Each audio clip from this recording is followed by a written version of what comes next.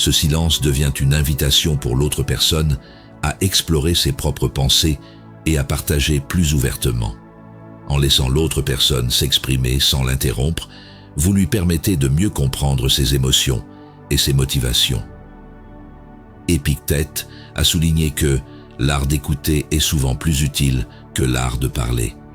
L'écoute silencieuse devient alors un outil puissant pour construire des relations plus profondes et éviter les malentendus. Le silence devient un acte de respect et d'attention. Prenons l'exemple d'un conflit avec un voisin. Plutôt que de réagir instantanément à ses plaintes, rester silencieux et l'écouter jusqu'au bout lui permet de se sentir entendu. Ce comportement peut même désamorcer la situation, car votre silence montre que vous cherchez à comprendre plutôt qu'à vous défendre. Cela crée un climat propice à la résolution pacifique des problèmes. En pratiquant l'écoute silencieuse, vous faites preuve de patience et d'ouverture. Elle permet de prendre le temps de réfléchir avant de réagir, d'évaluer la situation sous plusieurs angles.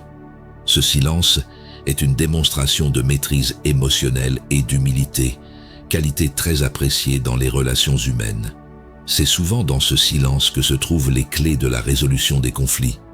Le silence stoïque ne consiste pas simplement à se taire, mais à privilégier la compréhension à l'argumentation. Cette approche permet de cultiver des relations plus saines, où la parole est pesée et l'écoute valorisée.